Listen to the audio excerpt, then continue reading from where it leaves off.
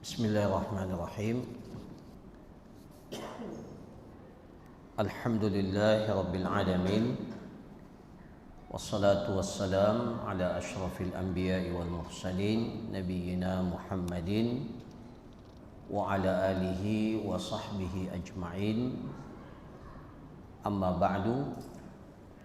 Assalamualaikum warahmatullahi wabarakatuh.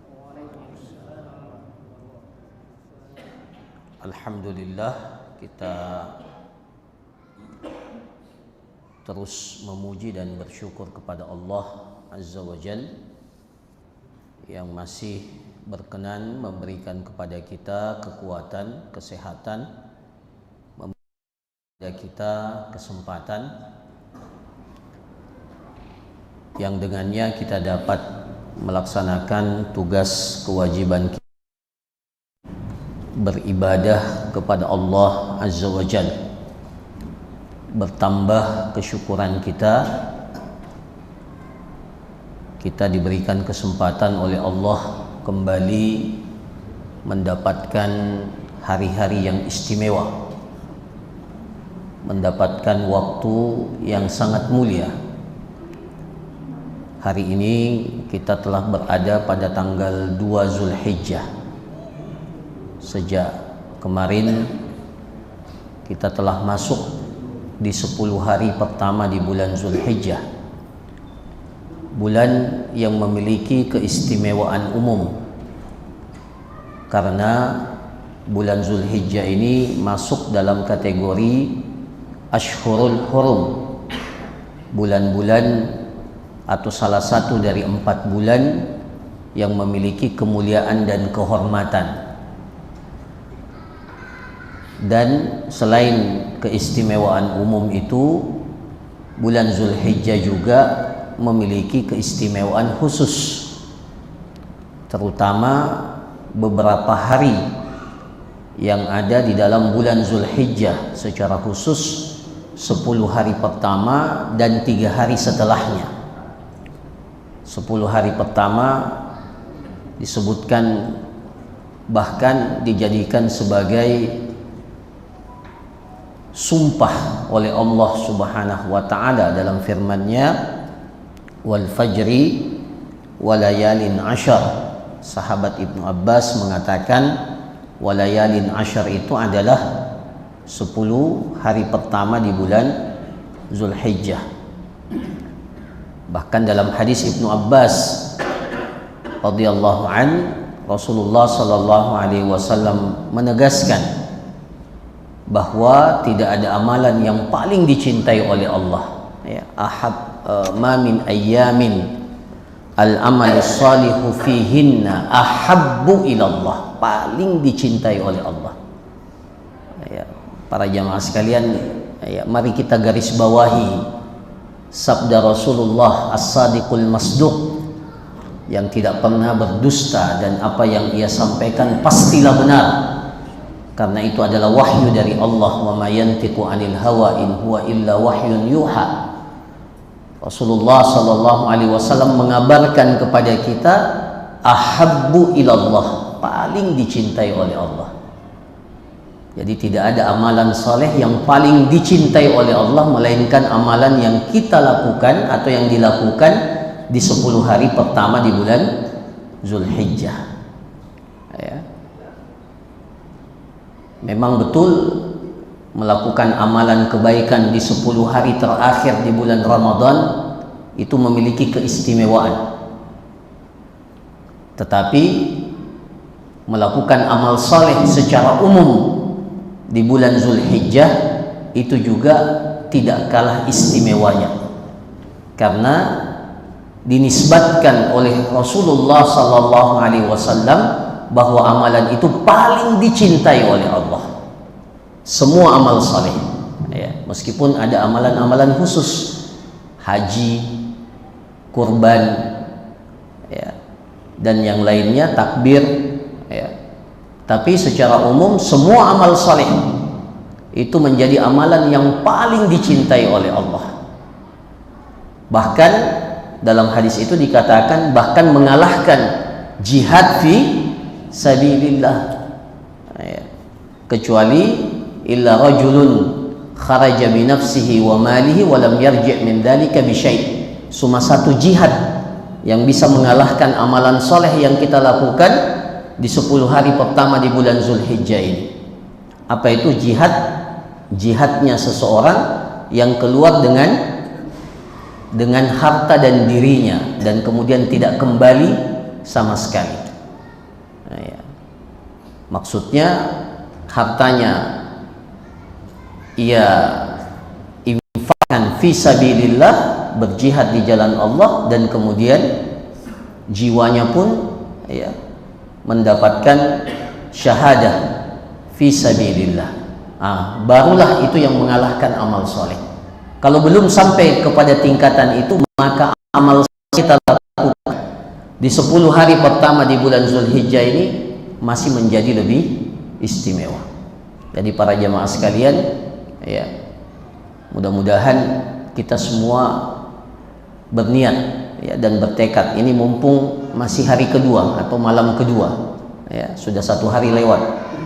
Ya, malam kedua ini mari kita meniatkan menjadi hamba-hamba terbaik di waktu-waktu yang terbaik ini. Allahumma a'inni ala dzikrika wa syukrika wa husni ibadatik. Ya. Apa yang perlu kita perbanyak? Yang paling pertama, banyak bertaubat kepada Allah. Ini amal soleh, taubat. Ya, tubu ilallah ya ayyuhalladzina amanu tubu ilallahi taubatan nasuha. Ya, kita banyak salah, kita banyak khilaf, kita banyak dosa. Ya. Para jamaah sekalian, kita tahu siapa itu Abu Bakar As-Siddiq radhiyallahu anhu. Ya. Abu Bakar As-Siddiq itu manusia yang terbaik setelah Rasulullah sallallahu alaihi wasallam. Para sahabat saja tidak ada yang menandingi Abu Bakar As-Siddiq. Nah, ketika dia datang kepada Rasulullah sallallahu alaihi wasallam meminta untuk diajarkan satu doa. Ya. Satu doa. Ya Rasulullah, ajarkan satu yang aku bisa baca dalam sholatku. Ya. Apa doanya? Ini Abu Bakar yang minta. Ya, bukan siapa-siapa. Abu Bakar, manusia yang paling baik, yang paling mulia setelah Rasulullah sallallahu alaihi wasallam berdasarkan kesepakatan Ahlus Sunnah wal Jamaah. Apa doanya? Rasulullah justru ajarkan, Allahumma inni zalamtu nafsi zulman katsira wa la yaghfiru dzunuba illa anta. Itu doanya para jamaah sekalian. Jadi kalau Abu Bakar saja diajarkan oleh Rasulullah sallallahu alaihi wasallam doa ini untuk selalu dibaca, ya Allah, sesungguhnya aku ini telah menzolimi diriku dengan kezaliman yang banyak. Padahal Abu Bakar disuruh untuk banyak beristighfar, bertobat kepada Allah. Apalagi kita, Allahumma inni zalamtu nafsi zulman katsira wa la yaghfiru dzunuba illa anta. Tidak ada yang bisa mengampuni dosa kecuali Engkau. Jadi taubat, ya, menyerahkan, kita bersandar kepada Allah, ini merupakan amalan yang paling mulia untuk kita lakukan di hari-hari yang mulia ini. Ya. Apalagi para jamaah sekalian, konsisten dalam ketaatan, terutama ibadah wajib. Ya, jangan dulu ibadah sunnah, ibadah wajib saja dulu. Ya, karena ibadah wajib itu sendiri adalah amalan yang paling dicintai oleh Allah, maka menjadi paling dicintai kalau kita melakukannya di hari-hari ini. Ya. Wa ma taqarraba ilayya 'abdun ahabbu ilayya mimma aftaradtuhu alaihi. Dan tidaklah seorang hamba bertakarrub kepada aku dengan sesuatu yang paling aku cintai melainkan dengan apa yang aku wajibkan kepadanya. Jadi ibadah sholat kita yang wajib ini, ibadah sholat atau ibadah-ibadah yang wajib yang kita lakukan, itu adalah ibadah yang paling dicintai oleh Allah. maka bagaimana lagi ketika kita melakukannya di waktu yang paling Allah cintai amal soleh di waktu itu. Maka para jamaah sekalian, tidak bisa disangsikan sholat maghrib yang baru kita lakukan ini tadi. Mudah-mudahan kita ikhlas, ya, dan mudah-mudahan kita berusaha mencontohi ittiba sholat maghrib kita kepada tuntunan Nabi. Mudah-mudahan ini menjadi sholat maghrib yang paling dicintai oleh Allah Azza wa Jalla. Ya, karena selain memang itu amalan wajib, kita lakukan di waktu di mana Allah paling mencintai amal soleh. Nah ini mari kita jaga konsistensi kewajiban yang Allah wajibkan kepada kita. Jangan ditinggalkan, jangan disia-siakan. Ya, kalau perlu sholat wajib kita jangan sampai terlambat. Ya, jangan sampai terlambat. Jangan dulu sholat sunnah. Ya, itu hal-hal yang insya Allah akan menambah kebaikan. Tapi yang wajib. Ya. Nah, barulah setelah itu kita memaksimalkan amalan-amalan sunnah. Ya. Pastilah lebih banyak diantara kita yang belum diberikan oleh Allah kesempatan untuk ibadah haji. Ya. Amalan yang paling mulia di bulan Zulhijjah ini adalah ibadah haji. Bahkan ibadah haji tidak bisa dilakukan kecuali pada bulan Zulhijjah ini. Tapi dipastikan tidak semua orang, bahkan sebagian besar tidak diberikan kesempatan untuk melakukan ibadah haji. Bahkan banyak yang mau tapi tidak diberikan kesempatan. Nah, maka ketika kita belum ditakdirkan atau tidak ditakdirkan oleh Allah untuk melaksanakan ibadah haji, jangan sampai terluput ibadah-ibadah wajib lainnya. Maka maksimalkan para jamaah sekalian. Ini kesempatan, ini waktu yang sangat mulia. Ya. Barulah setelah itu amalan-amalan sunnah. Ya. Amalan-amalan sunnah, bahkan amalan-amalan yang sederhana. Ya. Tahlil, takbir, tahmid. Sulit tidak? Sulit tidak? Kita ucapkan Allahu Akbar, Allahu Akbar, La ilaha illallah, Allahu Akbar, walillahil hamd. Hari ini sudah berapa kali kita sebut itu? Sudah berapa kali? Perbanyak. Fa'aksiru fihinna minat tahlili wat takbiri wat tahmid. Perbanyaklah pada hari-hari itu, sabda Rasulullah sallallahu alaihi wasallam. Perbanyaklah pada hari itu kalian untuk membaca tahlil, takbir, dan tahmid. Tidak ada susahnya. Ya. Ini sementara kita dengarkan ta'lim, bisa bahkan berkali-kali kita bisa Allahu Akbar, Allahu Akbar, La ilaha illallah, Allahu Akbar, walillahil hamd. Sembarang waktunya. Bahkan Ibnu Umar dan Abu Hurairah, ya, dua sahabat yang mulia ini radhiyallahu anhuma, itu sengaja ke pasar, yukabbir, memperdengarkan orang di pasar itu bertakbir. Ya, jangan kita dikalah dengan iklan. Ya. Iklan ini masya Allah, ya, setiap saat kita dapatkan. Harusnya takbir ini setiap saat kita, ya, harusnya mengalahkan iklan-iklan yang ada. Ya, harus sampai ini kita populerkan. Allahu Akbar, La ilaha illallah, Allahu Akbar, walillahil hamd. Nah, ini yang disebut dengan takbir mutlak yang tidak terikat. Nanti ada takbir muqayyad, takbir yang terikat. Nah, itu nanti ya mulai tanggal 9 ya sampai tanggal 13 setelah kita selesai sholat berjamaah. Tapi mulai sekarang fa'aksiru fihinna minat tahlili wat takbiri wat tahmid. Jadi amalan-amalan sederhana ini, ya, selain amalan-amalan sunnah yang lain yang perlu untuk kita perbanyak. Maka sekali lagi mari kita berdoa meminta kepada Allah, mudah-mudahan kita menjadi hambanya yang terbaik di waktu yang terbaik, ya, dengan memaksimalkan ketaatan, kebaikan, amal soleh pada waktu-waktu yang mulia ini. Salawat dan salam kita kirimkan kepada baginda Rasulullah sallallahu alaihi wasallam. Mudah-mudahan kita semua diistiqomahkan oleh Allah untuk selalu berada di atas tuntunan, petunjuk, ajaran yang diajarkan, yang diwariskan oleh Nabi kita Nabi Muhammad sallallahu alaihi wasallam.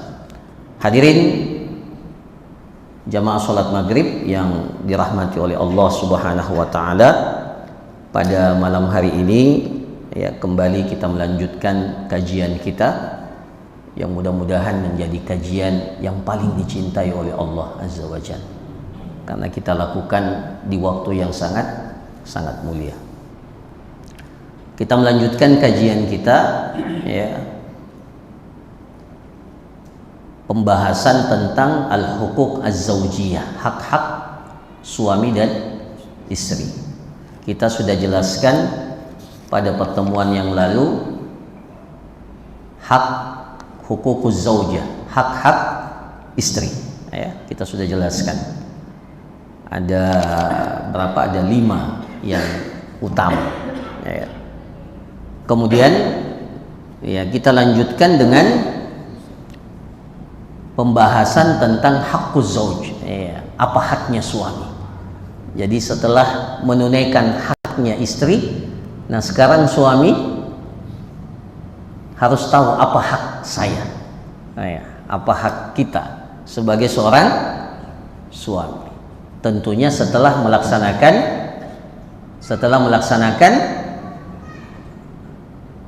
kewajiban yang menjadi hak istri. Nah, ini catatan penting. Agama kita ini dibangun di atas bahwa ada namanya konsekuensi, tanggung jawab. Jadi jangan menuntut hak sebelum melaksanakan kewajiban. Ya. Jadi ada konsekuensi yang harus kita lakukan. Ya, jadi agama kita ini mengajarkan kita harus berkorban dulu, al-bazal namanya. Kita berkorban, kita harus melakukan apa yang menjadi kewajiban kita ya. Bahkan untuk mendapatkan surganya Allah memang harus ada pengorbanan itu. Nah, dibangun di atas itu ya. Itu prinsip. Nah, jadi kita sebagai seorang suami ya, laki-laki memiliki hak yang harus ditunaikan oleh pasangan kita, para istri kita. Nah, apa hak suami? Di sini dalam kitab ini dikatakan ya, sama juga ya, ada 5. Wa haqquz zauji ala zaujatihi a'dhamu min haqqihi 'alaiha. Bahkan dalam kitab ini hak suami ya terhadap istrinya itu lebih agung dibandingkan hak istri kepada suaminya. Apa dalilnya? Dalilnya liqaulihi subhanahu walir rijali alaihinna darajah. Laki-laki itu memiliki derajat yang lebih tinggi dari wanita sesuai dengan kadarnya. Maksudnya Allah Subhanahu wa taala telah menciptakan masing-masing memiliki hak dan tanggung jawab, memiliki kemuliaan selama mereka melaksanakan apa yang menjadi kewajiban mereka ya. Nah, disitulah ketika seorang suami melaksanakan apa yang menjadi tanggung jawabnya, maka dia memiliki hak yang lebih ya. Walir rijali alaihinna darajah ya. Bahkan dalam hadis ya, wali qaulihi sallallahu alaihi wasallam, "Lau kuntu amiran ahadan an yasjuda li ahadin la amartul mar'ata an tasjuda li zawjiha." Kalau sekiranya, kata Rasulullah sallallahu alaihi wasallam, aku memerintahkan seseorang untuk sujud kepada orang lain ya, sujud yang dimaksud di sini adalah sujud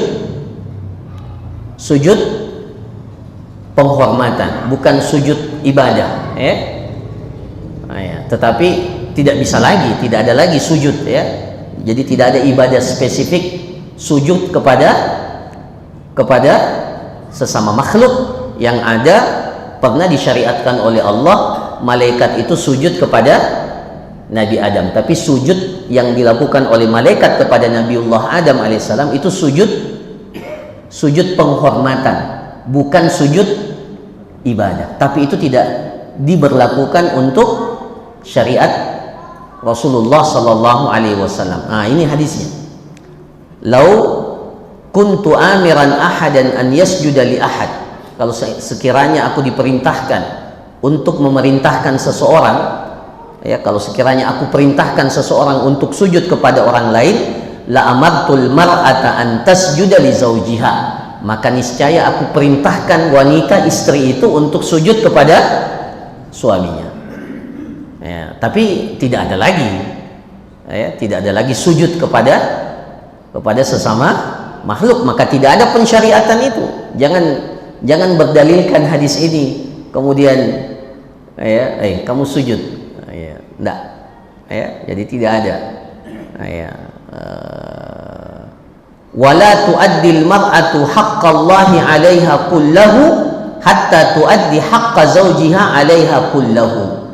Dan seorang wanita tidak dapat menunaikan hak Allah sepenuhnya sampai dia menunaikan apa yang menjadi hak suaminya sepenuhnya. Jadi seorang wanita dikatakan menunaikan hak Allah kalau dia menunaikan apa yang menjadi hak suaminya. Jadi kalau seorang wanita yang sudah memiliki suami, maka ketaatannya kepada Allah, ya, ketaatannya kepada Allah itu diukur dengan sejauh mana dia taat kepada suaminya. Makanya Masya Allah, ya, kita selalu mengatakan seorang wanita itu ketika dia menikah, maka ini salah satu jalan, Masya Allah, ya, salah satu jalan untuk melapangkan atau memudahkan jalannya menuju surga. Ya. Saya ulangi, jadi kalau seorang wanita itu menikah, maka ini proyek surgawi. Menikah itu proyek surgawi. Caranya Allah agar seorang wanita itu mudah masuk surga. Karena sederhana, wanita itu bisa masuk surga, Masya Allah, ya. Rasulullah Sallallahu Alaihi Wasallam, dan dia taat kepada suaminya. Dia sudah sholat 5 waktu, ya. Dia sudah puasa di bulan Ramadan. Ini haknya Allah. Ditambah 1, wa ata'at ba'laha, dan dia taat kepada suaminya. Apa yang akan didapatkan oleh wanita yang seperti ini? Qila laha yaumal qiyamah, akan dikatakan kepada wanita yang seperti ini pada hari kiamat, udkhulil jannata min ayyi abwabin syi'ti, silahkan engkau masuk surga lewat pintu mana saja yang engkau kehendaki. Allahu Akbar. Jadi kita selalu mengatakan, ya, mudah-mudahan didengarkan oleh para, ya, wanita, para istri, ketika Anda bersuami, maka ini proyek besar, ya, yang melapangkan jalan Anda menuju surganya Allah. Ya. Ya. Maka minta kepada Allah untuk menjadi istri yang taat, istri yang terbaik untuk suami yang terbaik pula. Ya. Suami yang menunaikan hak, ya, istrinya. Ya. Jadi para jamaah sekalian, ini, ya, jadi Rasulullah SAW menjelaskan posisi secara umum hak suami itu. Nah, apa saja hak suami? Ya, yang pertama, min huquqiz zauji ala zaujatihi, di antara hak suami, ya, atas istrinya, yang pertama, hifzu sirrihi wa adami ifsyaihi li ahad. Jadi seorang istri itu berkewajiban untuk menjaga rahasia suami dan tidak boleh menyebar. Ustaz bilang, ya, di antara kewajiban hak suami dan menjadi kewajiban istri adalah hifdzu sirrihi, menjaga rahasia suaminya dan tidak menyebar apa yang menjadi hal-hal yang privasi. Ya. Sebagaimana istri punya kelemahan, kekurangan, suami pun juga manusia biasa, punya kekurangan, punya kesalahan. Nah, tapi bukan berarti membenarkan kesalahan dan aibnya itu disebar. Mohon maaf, kita ini sekarang hidup di era medsos, media sosial, di mana ya kalau dulu di zaman waktu masih ada surat kabar, ya masih ada ya surat kabar sekarang, masih ada ya. Nah, ya biasanya kita pagi-pagi itu sudah menunggu surat kabar, padahal kejadiannya sehari sebelumnya. Paginya kita tunggu apa berita di surat kabar. Sekarang tidak laku lagi itu surat kabar. Kejadian yang terjadi saat ini bisa diketahui sesaat setelah kejadian itu. Ya, para jamaah sekalian, hati-hati. Di antara hal yang ya, kita saksikan di media sosial, terungkapnya aib-aib rumah tangga. Siapa yang mengungkap?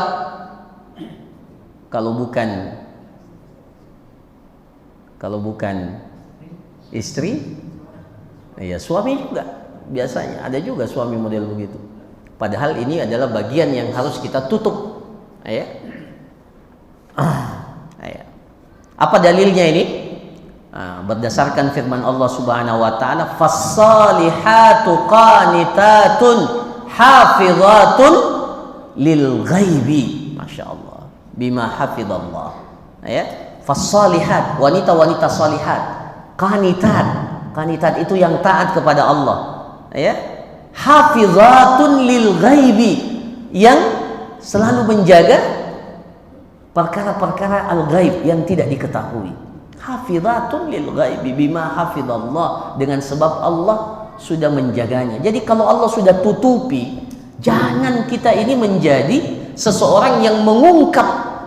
Ya, jadi hukum asalnya, bahkan ya para jamaah sekalian, bahkan kalau kita melakukan kejelekan, boleh tidak kita cerita?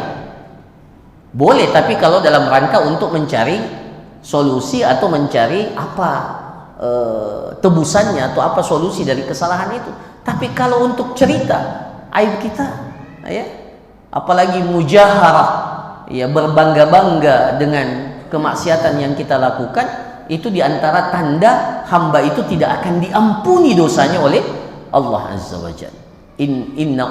Kullu ummati mu'afan, setiap umatku itu pasti dimaafkan oleh Allah, illal mujahirun, kecuali orang yang terang-terangan, ya, mujaharah dengan perbuatan dosa. Ya, jadi kalau Allah sudah tutupi aib kita, tutup rapat-rapat. Ya, jangan lagi diungkapkan. Ya, apalagi kalau itu menjadi aib, kekurangan yang ada pada pasangan kita, pada suami kita. Ya. Nah, kemudian yang kedua, wujubu ta'atihi fil ma'ruf. Ya, jadi hak suami itu, ya, terhadap istrinya adalah kewajiban istri untuk taat kepada suaminya dalam hal-hal yang ma'ruf. Apa itu yang ma'ruf? Sesuatu yang dibenarkan oleh syariat atau yang dibenarkan oleh kebiasaan, urf, kebiasaan adat istiadat kita, selama dia tidak melanggar ketetapan syariat. Ya, apa yang dipandang baik oleh kebiasaan itu ma'ruf. Ya. Nah, ya. Jadi wujubu ta'atihi fil ma'ruf, kewajiban seorang istri untuk taat kepada suaminya dalam hal-hal yang ma'ruf. Dalilnya adalah liqaulihi ta'ala, ar-rijalu qawwamuna 'alan nisa. Jadi laki-laki itu qawwam, pemimpin. Namanya pemimpin, ya, qawwam, pengayom, pemimpin, maka ada kewajiban untuk taat.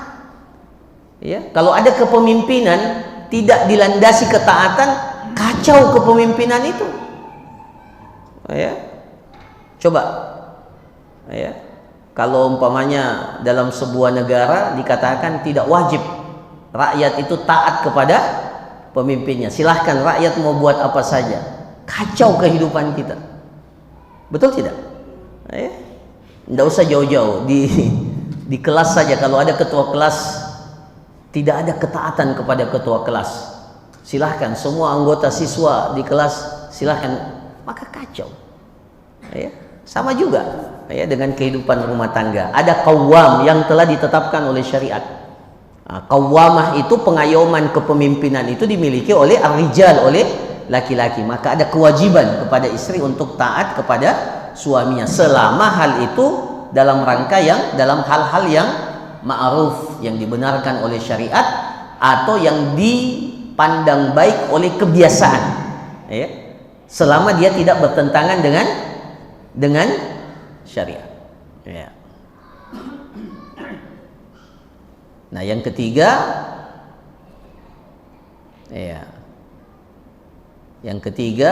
tamkinuhu min nafsiha idza da'aha ila firashihi ma lam yakun hunaka mani'un syar'i. Apa ini? Ini sifatnya spesifik. Yang ketiga ini, kewajiban yang ketiga ini, hak suami, yaitu kewajiban istri untuk memenuhi panggilan suaminya ketika suaminya memintanya untuk melakukan hubungan intim. Ini yang belum menikah tidak usah dibayangkan, segera menikah. Tapi nanti kalau sudah ini hak suami. Jadi suami itu memiliki hak tamkinuhu min nafsiha. Jadi kalau dia menginginkan hubungan intim itu, maka istri berkewajiban untuk memenuhi permintaan itu. Idza da'aha ila firashihi. Bahkan dikatakan kalau dipanggil untuk ke firash. Firash itu kasurnya, tempat tidurnya. Panggilannya itu harus dengan ucapan, boleh dengan ucapan, boleh juga dengan bapak-bapak yang lebih tahu.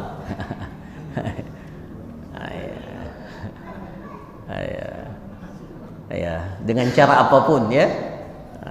Jadi syariat kita ini tidak menentukan harus dengan ucapan.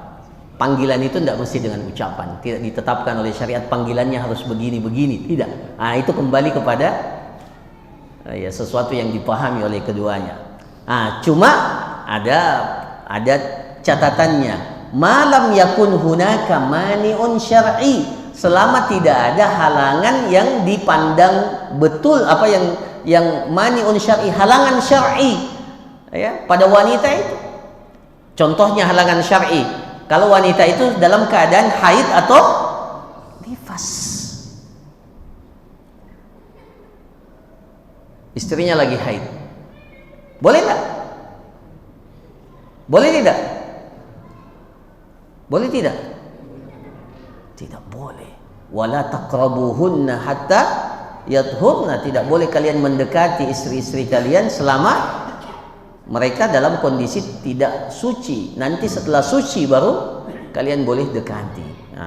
Tapi kalau tidak ada mani, atau mohon maaf, istrinya sakit keras atau sakit yang memang secara syar'i tidak mampu melayani, maka dalam kondisi itu dibenarkan untuk menolak apa yang menjadi permintaan suaminya. Apa dalilnya ini? Dalilnya ini biasa dibaca oleh bapak-bapak ini. Sabda Rasulullah sallallahu alaihi wasallam, "Idza da'a ar-rajulu imra'atahu ila firashih." Ketika seorang suami mengajak istrinya ke kasurnya. Idza da'a ar-rajulu imra'atahu ila firashih. Ketika suaminya mengajak istrinya untuk ke kasurnya. Maksudnya meminta untuk hubungan intim. Fa'abat an taji. Tapi istri itu menolak untuk memenuhi tuntutan itu. Fa'abat an taji fabata ghadbana 'alaiha. Kemudian suaminya itu pada malam itu marah istrinya. Marah karena apa? Marah karena apa? Penolakan itu. Famat ya, fabata ghadbana la'anat hal malaikatu hatta tusbih. Maka malaikat akan melaknat wanita itu sampai pagi harinya. Siapa yang melaknat? Malaikat. Ya. Jadi para jamaah sekalian, ini peringatan. Ya, peringatan buat siapa? Buat istri. Kalau dipanggil oleh suami, maka selama tidak ada halangan syar'i, maka apa? Penuhi. Dan juga pelajaran buat suami. Kalau ternyata istri tidak mau, supaya tidak dilaknat oleh malaikat, jangan marah. Karena kalau antum marah, istri kita ini dilaknat. Mau antum dilaknat istrinya antum sampai pagi? Mau enggak? Mau tidak? Kan tidak mau. Ya, suami yang baik itu tidak mau. Ya, tapi ini susah ya. Jadi kalau sudah dipanggil tidak mau, itu akan dilaknat kalau suaminya tidak ridho dan marah kepada istrinya. Tapi kalau suaminya memaafkan, ya tentunya tidak. Ya, wallahu a'lam. Kemudian yang keempat para jamaah sekalian, di antara hak suami itu adalah al-muhafadzatu ala baitihi wa malihi wa auladihi wa husni tarbiyatihim. Penjagaan terhadap rumahnya, hartanya, anak-anaknya, dan kewajiban untuk mentarbiyah anak-anak itu dengan tarbiyah yang terbaik. Ya. Jadi seorang wanita itu memang memiliki peran penting dalam rumah. Ya. Jadi dia berkewajiban untuk menjaga rumah suaminya. Bahkan di dalam hadis ya. Ini sebentar dijelaskan atau sebentar kita jelaskan. Jadi menjaga rumahnya, menjaga harta suaminya. Tidak boleh dia memberikan harta suaminya kepada siapa yang suaminya tidak senangi, atau tidak boleh sama sekali diberikan tanpa izin suaminya. Ada seorang suami yang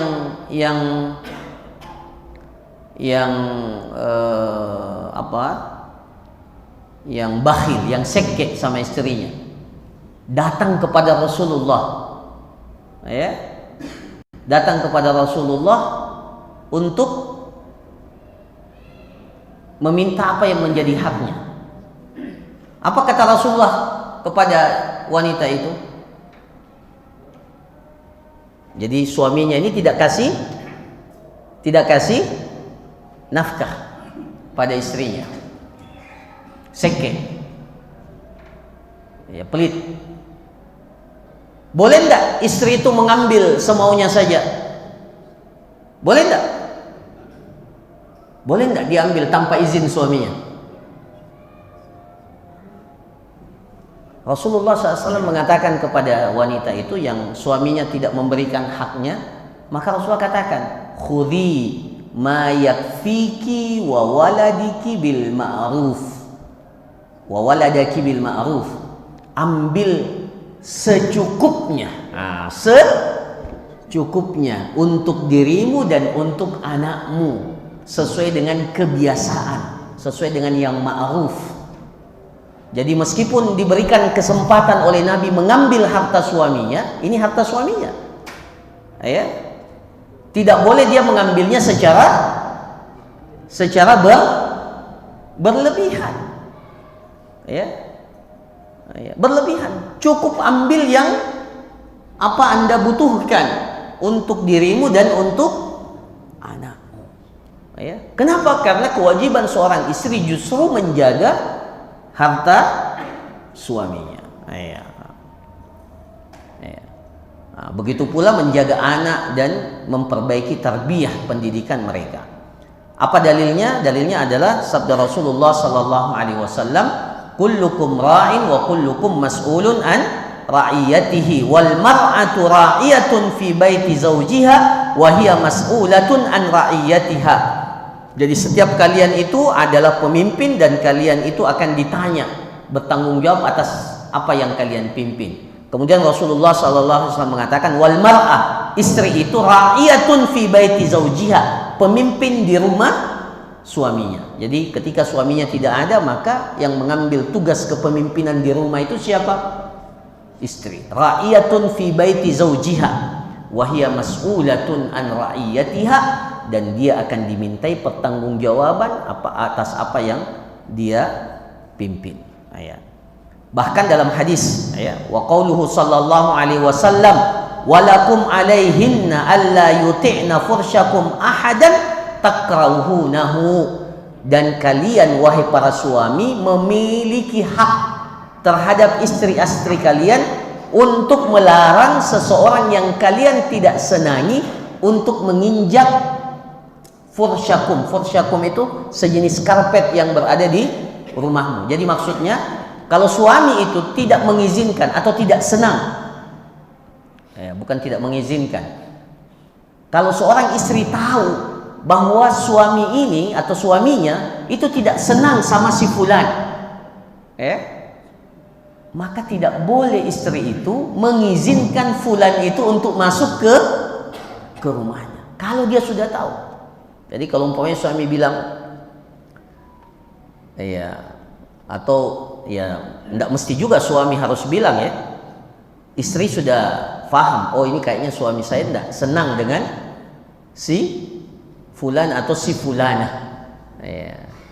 maka dia harus paham, jangan dia izinkan orang itu untuk masuk ke rumahnya. Itu pesan Rasulullah, walakum alaihinna alla yuti'na fursyakum ahadan takrahunahu, seseorang yang kalian benci, kalian tidak sukai, tidak boleh seorang istri mengizinkan orang yang suaminya benci, seseorang yang dibenci oleh suami untuk masuk ke dalam rumahnya.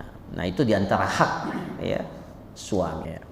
Nah, kemudian yang kelima, al-mu'asyaratu bil ma'ruf wa husnu al-khuluq wa kafful adza anhu. Nah, ini sama tentunya. Mu'asyarah bil ma'ruf, mempergauli suami dengan mu'asyarah bil ma'ruf. Istilah kita pekan lalu, mu'asyarah dapat berapa? Dapat angka 10. Mu'asyarah bil ma'ruf wa husnul khuluq, berakhlak mulia, berakhlak baik, wa kafful adza anhu, dan berusaha untuk mencegah segala gangguan yang mungkin terjadi pada mungkin mengena pada pasangan suami kita, pada suami kita maksudnya. Liqouli sallallahu alaihi wasallam, la tu'dhim ra'atun zawjaha. Ini yang terakhir. La tu'dhim ra'atun zawjaha fid dunya illa qalat zawjatuhu minal huril 'ain la tu'dhihi qatalakillah fa innama huwa dakhilun yushiku an yufariqaki ilaina. Nah, ini suami dapat dalil lagi nih. Dapat dalil, Masya Allah. Banyak dalilnya suami nih Tapi sekali lagi, ini tentunya kalau kita juga sudah menunaikan apa yang menjadi kewajiban kita. Apa hadis ini, apa makna hadis ini? Tidaklah seorang wanita, la tu'dhim ra'atun zawjaha, tidaklah seorang istri menyakiti suaminya di dunia,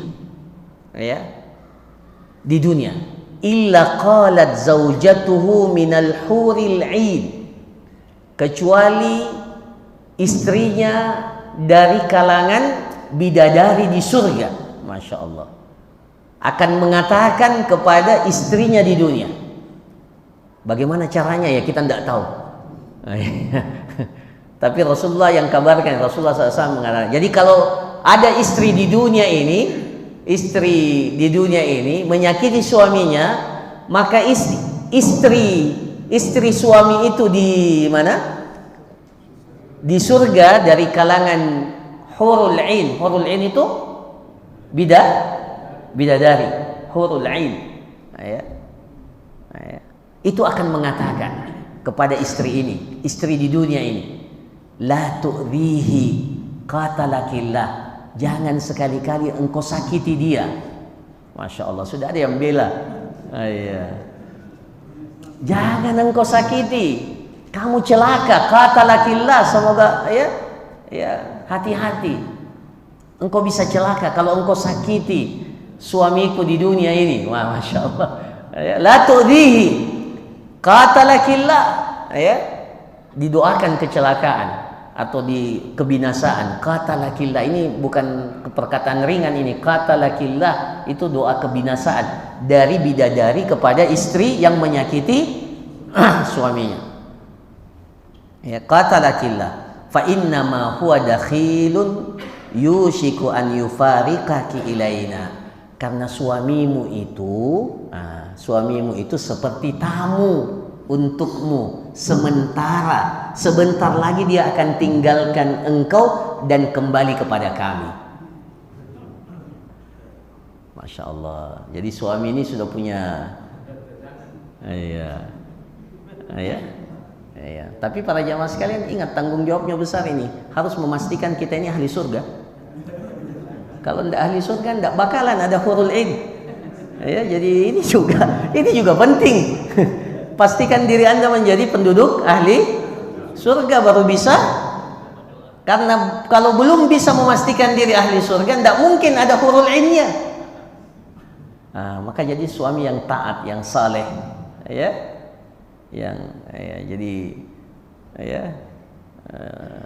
tidak tahu apakah ini penguat untuk suami atau justru menjadi celah. Yang jelas kewajiban istri untuk berlaku baik kepada suami. Jadi dikabarkan, diinformasikan oleh Rasulullah SAW bahwa istri yang menyakiti suaminya akan didoakan oleh siapa? Oleh bidadari yang menjadi istri suaminya di surga. Engkau itu jangan sakiti, karena suamimu itu ibarat tamu untuk engkau. Sebentar lagi dia akan tinggalkan engkau dan kembali kepada kami. Jangan. Masya Allah. Berarti nanti hurul in itu tidak akan menyakiti, bidadari itu tidak akan menyakiti suaminya di surga berdasarkan hadis ini. Dan memang tidak ada lagi sesuatu yang menyakitkan di surga. Semuanya indah, semuanya nikmat. Mudah-mudahan kita menjadi ahli surga. Amin. Barakallahu fikum, jazakumullah khairan. Saya kira demikian apa yang bermanfaat. Silahkan. Ya, silakan. Banyak yang mengatakan apa saya taat terhadap suami sedangkan dia sendiri tidak memenuhi hak saya. Ya. Bagaimana? Ya, jadi prinsipnya begini. Prinsipnya masing-masing harus melaksanakan kewajiban. Kewajiban. Jadi prinsip dalam agama kita itu la darara wa la dirar. Tidak boleh melakukan satu yang mudarat dan tidak boleh kemudaratan yang lain. Itu prinsip, kaidah, bahkan kaidah dalam syariat kita. Jadi kalau suami tidak usah saya penuhi apa yang menjadi keinginannya. Ini tidak juga seperti itu. Jadi selalu dalam prinsip agama kita itu kita dahulukan apa yang menjadi kewajiban kita, bukan kita menuntut hak kita sementara kita belum melakukan apa yang menjadi kewajiban. Sekaligus ini peringatan kepada suaminya. Suami model begini ini namanya suami apa? Suami mutaffif. Wailul lil mutaffifin. Tahu, mutaffifin itu bukan hanya pedagang saja. Kata Syekh Utsaimin rahimahullah, Ibnu Utsaimin rahimahullah, mutaffifun itu jangan hanya pedagang saja, semuanya orang bisa kena. Mutaffifun itu siapa? Idaktalu 'alan nasi yastawfun. Kalau barangnya ditimbang oleh orang, dia minta untuk di yastawfun, dipenuhi kalau barangnya ditimbang. Wa idza kaluhum aw wazanuhum yusirun. Tapi kalau dia yang jadi pedagang, justru dia kurangi timbangannya untuk orang lain. Kata Syekh Al-Utsaimin rahimahullah, ini bukan hanya berlaku untuk pedagang, berlaku untuk semua orang yang memiliki hak dan kewajiban. Ya, termasuk suami. Tentunya termasuk suami. Kalau haknya pada istrinya, dia minta untuk dipenuhi, tapi kewajibannya dia tidak lakukan secara maksimal. Ya. Tapi sekali lagi, bukan menjadi dalil seorang istri untuk membangkang kepada suaminya, apalagi tidak taat kepada suaminya. Barakallahu fikum, jazakumullah khairan. Ya, perbanyak doa, perbanyak istighfar, ya, perbanyak zikir, ya, memaksimalkan ketaatan yang wajib dan yang sunnah di 10 hari terakhir, di 10 hari pertama di bulan Zulhijjah ini. Ini Rabu depan masih ini ya? Masih ya? Ya. Oke. Ya, masih ada 1 kali lagi. Saya kira sudah Rabu, Lebaran hari Jumat. Berarti masih ya? Tetap pengajian atau libur? Wah, iya. Maksudnya ya. Atau kita kaji apa? Kurban ya? Ya mungkin fikih kurban ya, mungkin kita akan bahas ya pertemuan yang akan datang. Barakallahu fikum, jazakumullah khairan. Subhanakallahumma rabbana wa bihamdik, nasyhadu an la ilaha illa anta astaghfiruka wa atubu ilaik. Assalamualaikum warahmatullahi wabarakatuh.